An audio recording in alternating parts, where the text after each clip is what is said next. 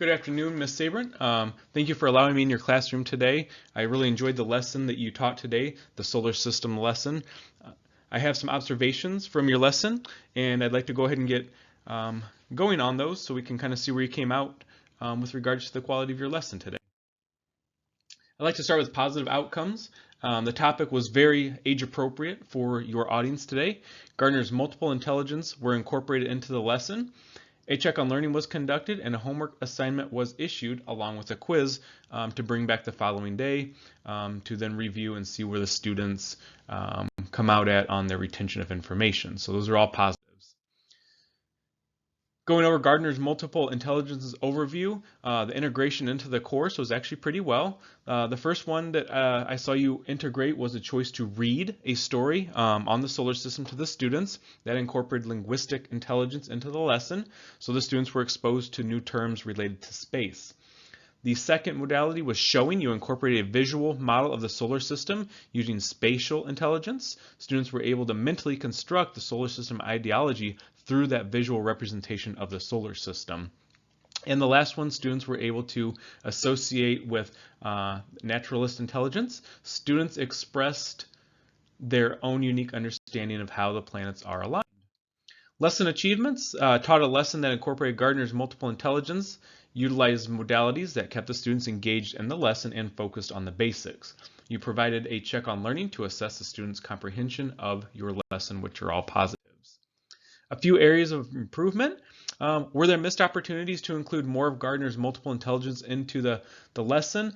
And there were a few issues with how some of your verbal check on learnings in the classroom went. They could have been turned around into an opportunity to engage with the students. And did all of the students receive fair and balanced feedback that was independent of other students' feedback? So when you were giving feedback on the students' creative artwork, were all students able to have very creative artwork, or were there pieces of artwork that were very different and maybe those students needed a specific type of feedback that wasn't quite given at the time? So little things to think about and incorporate. That way each student's kind of getting that individual feedback based on their own learning style, and it's not just a catch-all for the onesies and twosies that seem really, really excellent.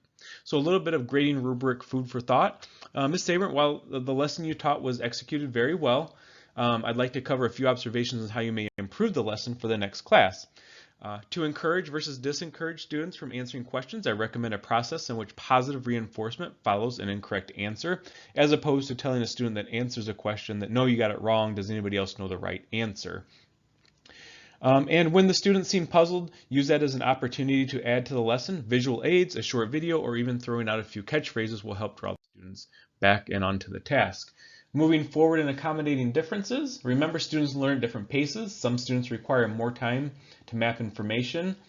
And students will have a hard time concentrating on new material if they are still concerned with the proper comprehension of the previous lesson. So try not to move on without going over the quizzes the following day, as you did, just because the students are going to want to know what the feedback is and what it means. And if they have any questions, that's the opportune time to catch their curiosity and assist them.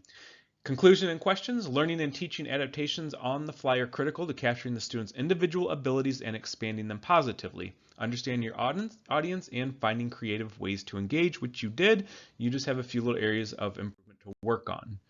Reference, Omrod and Jones, 2018, Essentials of Psychology. Thank you. My name is Mr. Holt, and that concludes my presentation.